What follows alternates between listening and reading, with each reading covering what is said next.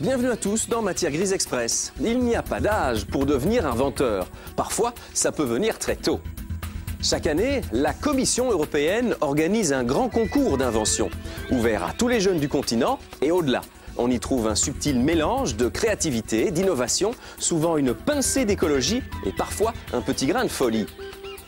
Comment se passe ce rendez-vous annuel des jeunes cerveaux européens? Voici une petite visite guidée.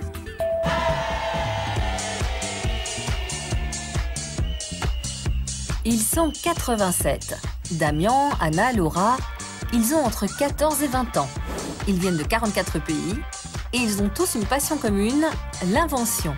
Bienvenue au grand concours annuel des jeunes inventeurs organisé par la Commission européenne.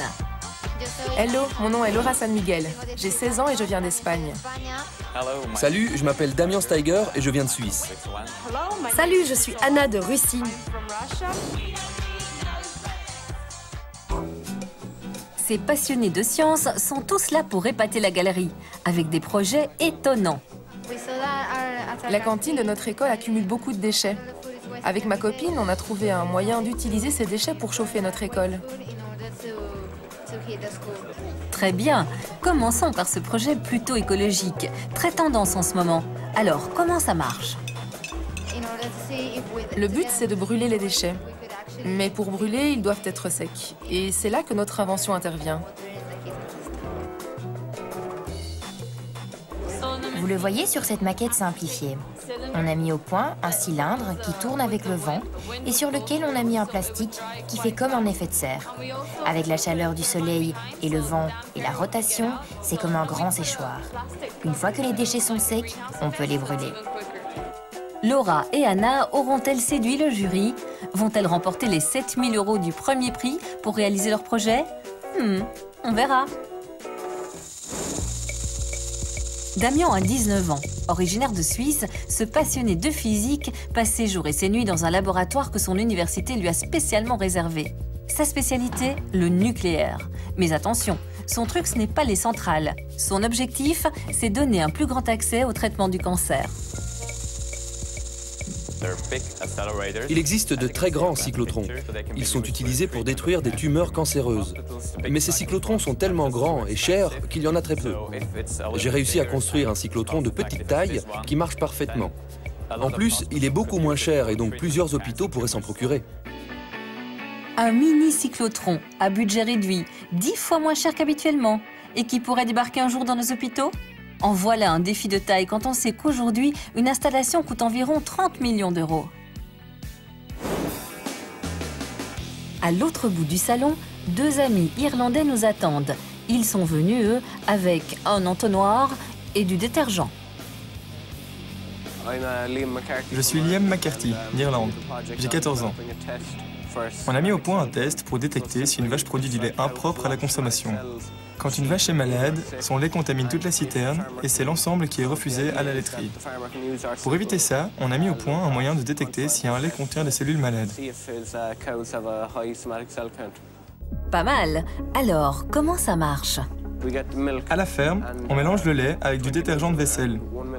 Après quelques secondes, on fait passer le mélange dans un entonnoir. Si le liquide devient visqueux et ne passe pas bien, c'est qu'il est contaminé.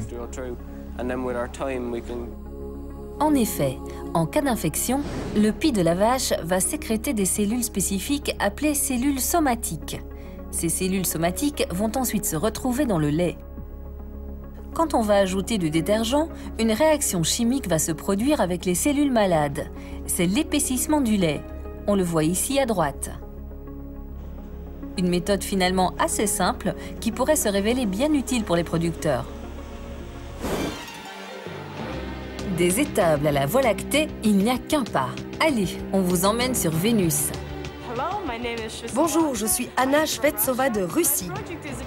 J'ai conçu un engin capable d'explorer la planète Vénus. Explorer Vénus? Ce n'est pas une simple affaire. C'est qu'il fait chaud là-haut. 500 degrés et un sol plein de cratères et de petits volcans. J'ai construit un engin adapté à cet environnement. Ses composants sont résistants à cette chaleur. C'est un matériau appelé REFIC, utilisé dans les industries où la température peut atteindre 2000 degrés. Ajoutez à cela un système de refroidissement Les appareils électroniques sont donc bien protégés.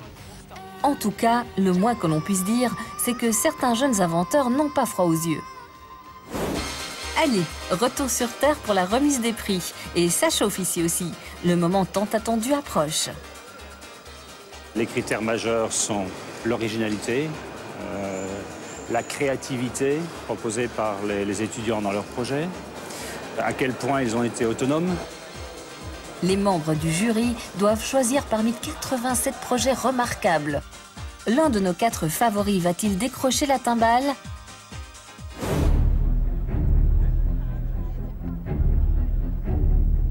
Ah, voici enfin le verdict. First place prize. This is a biology project representing Ireland, Liam McCarthy and John Lee Callahan.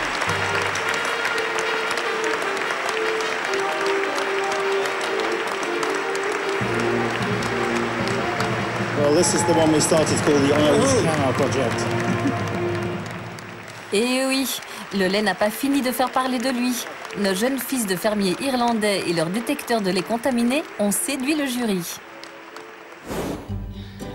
Pour être honnête, on a été surpris. On ne s'y attendait vraiment pas. En tout cas, on aimerait faire connaître ce truc à un maximum de fermiers dans le monde. Que comptez-vous faire avec les 7 000 € du prix?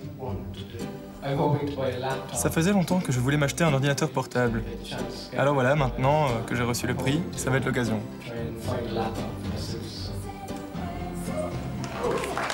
Une semaine de rencontres et d'ingéniosité s'achève. Rendez-vous l'année prochaine pour une nouvelle cuvée de jeunes talents.